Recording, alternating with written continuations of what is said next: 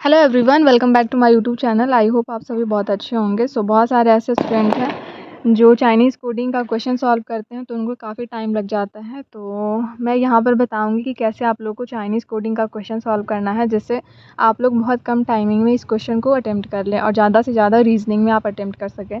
तो अगर आप मेरे चैनल पर नए होंगे तो प्लीज़ चैनल को सब्सक्राइब कर लीजिएगा। तो चलिए स्टार्ट करते हैं। बाकी अगर बिगिनर हैं तो आपके लिए वीडियो बहुत ज़्यादा इंपॉर्टेंट है।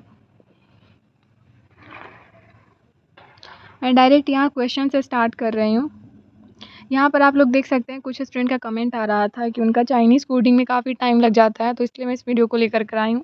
इन्होंने कि बहुत टाइम्स कमेंट किया था, इसलिए मुझे लगा कि शायद मुझे ये वीडियो लाना चाहिए, तो मैं टाइम को अरेंज कर मैं इस वीडियो को लेकर कर आई हूँ। तो डायरेक्ट मैं क्वेश्चन से सॉल्व करती हूँ। एंड यहाँ पर क्वेश्चन सॉल्व करने से पहले आपको कुछ पॉइंट है जो याद रखना है। सबसे पहला पॉइंट क्या है कि जब भी आप क्वेश्चन को सॉल्व करेंगे तो आप क्या करेंगे, आप क्वेश्चन रीड नहीं करेंगे। बहुत सारे स्टूडेंट क्या करेंगे तो क्वेश्चन को रीड करना स्टार्ट कर देते हैं, तो आपको रीड क्वेश्चन को बिल्कुल भी नहीं करना है। उसके बाद फिर सेकेंड क्या करना है, सेकेंड में स्टूडेंट क्या करते हैं, जो फर्स्ट जो वर्ड दिया रहेगा उसका जो फर्स्ट कोड रहता है उसका आंसर वो समझ लेते हैं और उसको मार्क कर देते हैं। तो ऐसा भी आपको बिल्कुल भी नहीं करना है। फिर थर्ड में स्टूडेंट क्या करते हैं, थर्ड में स्टूडेंट जो है वो लिखना स्टार्ट कर देते हैं। जैसे फर्स्ट कोड को मैच करेंगे और उसके बाद फिर उसको लिखेंगे, फिर लास्ट में सारे कोड का सारे ही वर्ड का पहले कोड लिख लेंगे कॉपी में, उसके बाद फिर आंसर को देखते हैं, फिर उसका आंसर टिक करते हैं, क्वेश्चन देखते हैं, फिर आंसर मार्क करते हैं। तो ऐसे आपको नहीं करना है। तो ये आपका कुछ वे है जिसको आप लोग को फॉलो बिल्कुल भी नहीं करना है। रीडिंग नहीं करना है क्वेश्चन को। उसके बाद फिर आप लोग फर्स्ट वाला जो वर्ड है उसका फर्स्ट कोड आपको नहीं समझना है। उसके बाद फिर लिखना नहीं है कोड को। यहाँ पर बहुत सारे स्टूडेंट जैसे लिखना स्टार्ट कर देते हैं, जो वर्ड है उसका फिर लेटर लिखेंगे, तो ऐसे बिल्कुल भी नहीं करना है। अब आपको क्वेश्चन सॉल्व कैसे करना है यहाँ पर मैं बताऊँगी।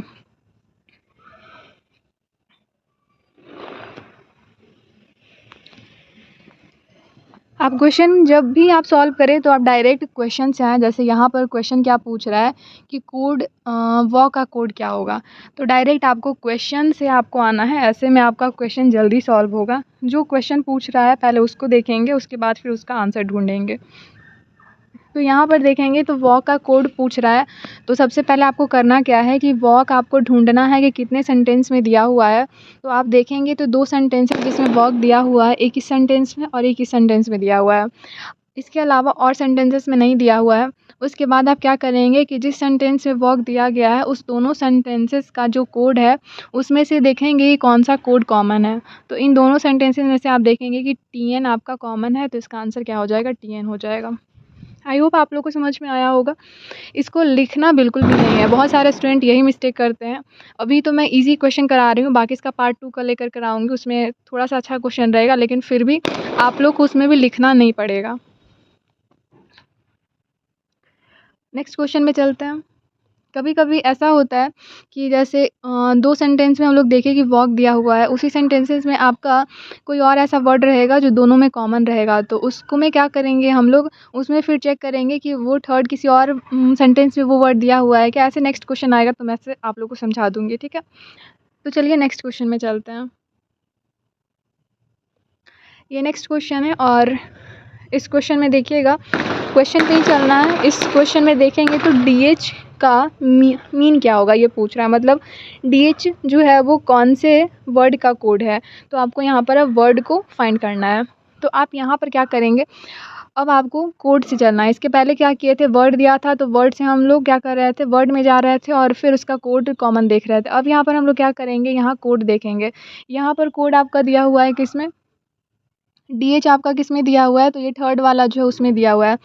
इसके अलावा आपका DH और कहीं भी नहीं दिया हुआ है। ये आपको ज़रूर ही चेक करना है कि किसी और सेंटेंस में भी दिया हुआ है क्या ये DH कोड, तो नहीं दिया हुआ है।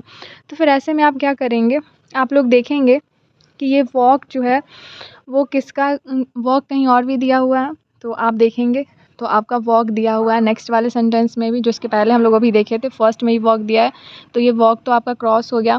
फिर नेक्स्ट हम लोग देखेंगे ये आपका शॉर्ट दिया हुआ है, तो शॉर्ट भी दिया हुआ है ऊपर में, तो ये शॉर्ट भी क्रॉस हो गया।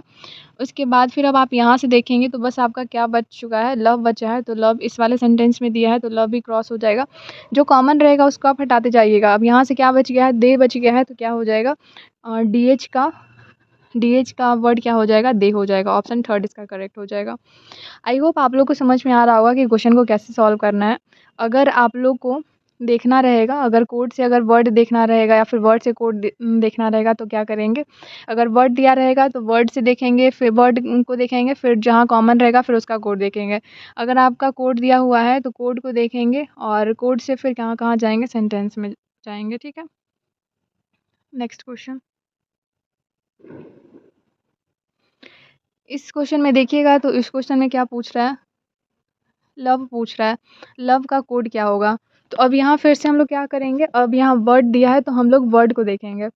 यहाँ लव देखेंगे कि किस सेंटेंस में है, तो आपका 2 सेंटेंस में लव दिया हुआ है, इस वाले में दिया है एंड इस वाले में दिया है, इसके अलावा तो और नहीं दिख रहा है।